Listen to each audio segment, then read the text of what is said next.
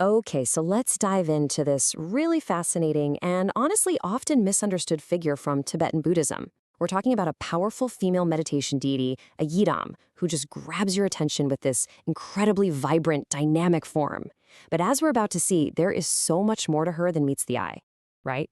She's been called an enchantress, a diva, even a goddess of love and seduction. One of my favorite descriptions actually compares her to a modern celebrity.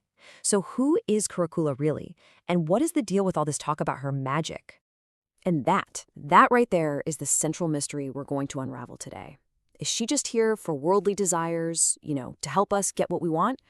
Or is her seductive power pointing towards a much, much deeper and more profound truth? Well, let's find out. So where does she even come from? Well, to really get her, we've got to go back to her roots.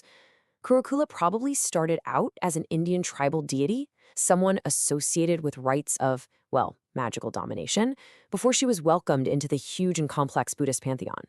I just love this analogy. It's perfect. It's like her captivating presence, her beauty, it isn't the main event. It's actually a brilliant strategy.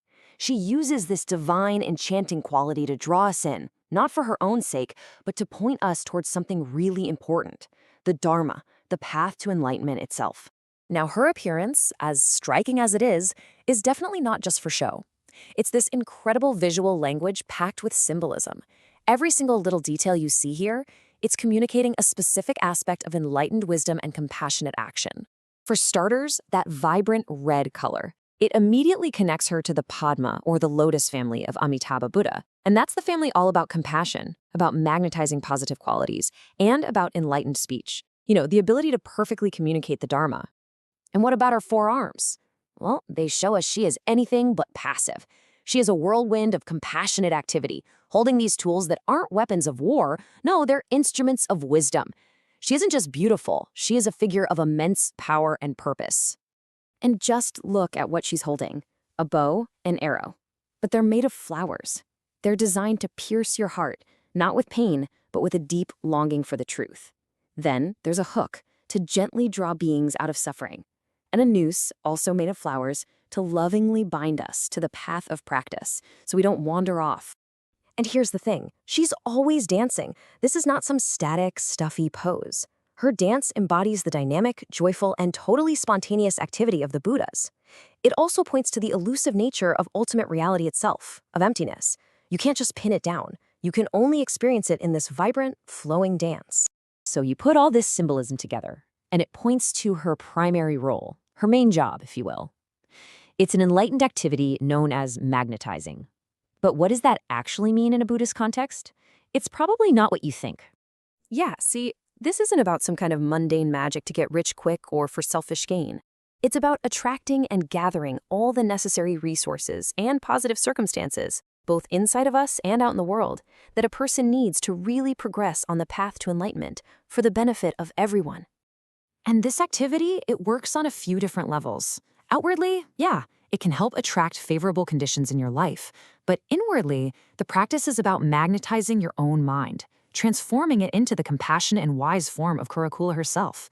And then, at the deepest, most secret level, it's about using that power to realize your mind's own ultimate enlightened nature.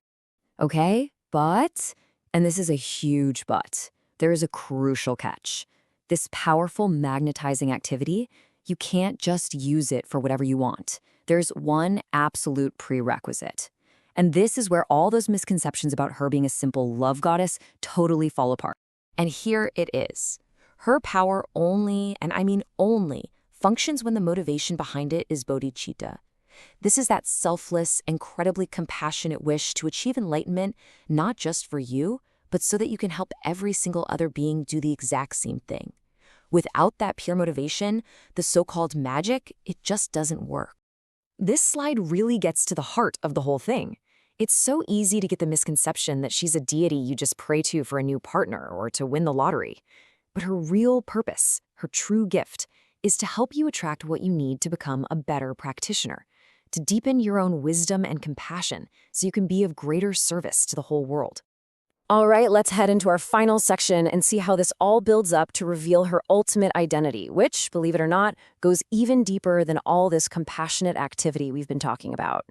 Her identity is actually pretty fluid and complex, which is really interesting. She can be seen as her own unique deity, for sure, but she's also considered an emanation of Tara, specifically red Tara. And in other contexts, she's seen as a power emanation of the great Tantric deity Hevajra. She's really this multifaceted expression of enlightenment. Ultimately, the best way to understand her enchanting appearance is as this incredibly powerful metaphor. She personifies the idea that the path of wisdom and compassion, the Dharma itself, is the most attractive, the most compelling, and the most desirable thing in the entire universe. And this brings us to the final crucial piece of the puzzle. Her Tibetan name is Righima, and it literally translates as she who is the cause of knowledge or the cause of wisdom. This takes us way beyond just attraction or magnetizing. It points to her true fundamental nature. She is the very source from which enlightened wisdom arises. And that's the powerful question Kurukulla really leaves us with. She challenges us to take a hard look at what we find truly enchanting in our lives. Is it fleeting pleasure and worldly things, or is it something more? Perhaps the most seductive, the most magical, and the most compelling force of all is that timeless, beautiful, and liberating pursuit of wisdom itself.